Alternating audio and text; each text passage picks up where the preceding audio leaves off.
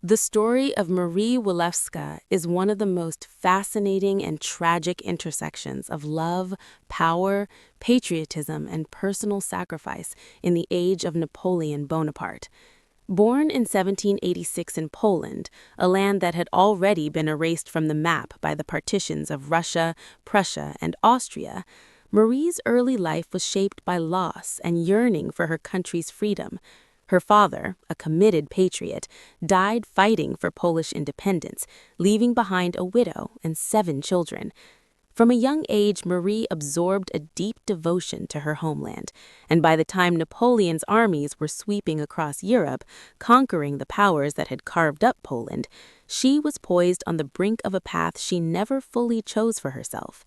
This personal drama unfolds against the backdrop of the Napoleonic Wars, a period when the fate of kingdoms was decided not just on battlefields, but in salons and imperial palaces, and when the destiny of Poland seemed, for a fleeting moment, tied to the ambitions of one powerful man. At 18, Marie had been married off to the wealthy but much older Count Athanasius Colonna Walewski, a union that secured her family's finances but left her emotionally unfulfilled. Her striking beauty and noble bearing were well known in Polish society, but it was her patriotism, more than any personal whim, that would draw her into the orbit of Napoleon Bonaparte, who had just defeated Prussian and Russian forces, and whose arrival in Warsaw was greeted with hope by Polish nationalists. Some accounts suggest that Marie sought out Napoleon simply to plead with him to support Polish independence, but others teach that influential figures in Polish circles urged her to accept the emperor's attentions, believing that her influence could sway him toward restoring a Polish state. Initially reluctant, Marie eventually agreed to meet Napoleon, and what began as a political overture evolved into something much more complicated, as she became his mistress at a time when Napoleon, already a famed conqueror, was captivated by her beauty, dignity, and patriotic fire. Their affair was marked by passion and distance, power and vulnerability.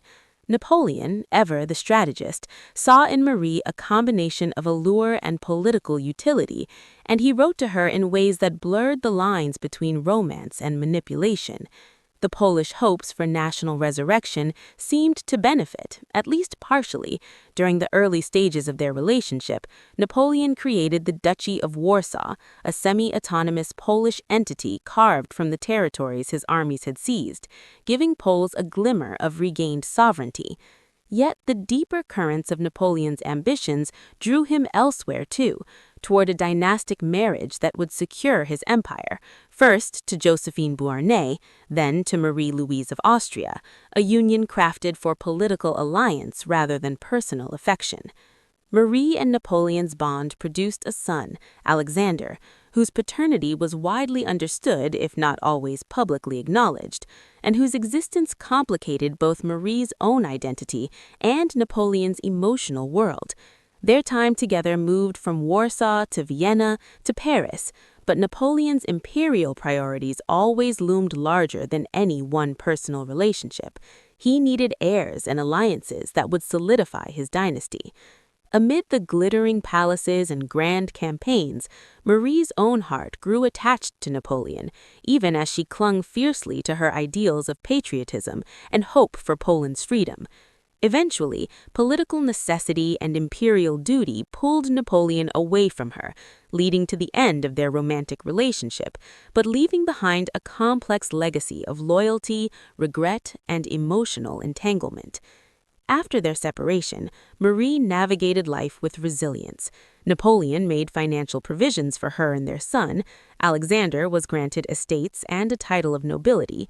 Despite the end of their romantic involvement, Napoleon's regard for her and their son endured, in gestures of support and occasional correspondence.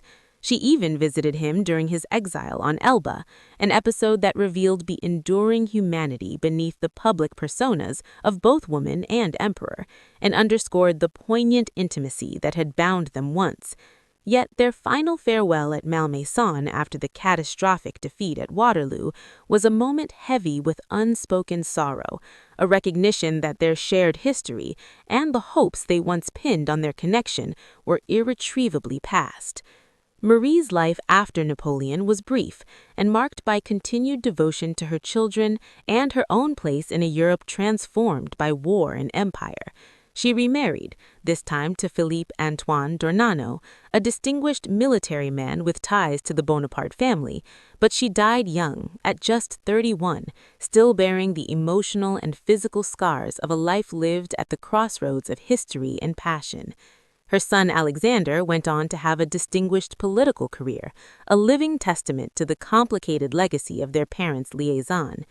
In the sweep of European history, Marie Walewska remains a figure of enduring fascination, a woman whose heart and will were shaped by love, duty, and the tumultuous tides of her age, and whose story reveals the profound entanglement of personal sacrifice and political destiny in an era of empire.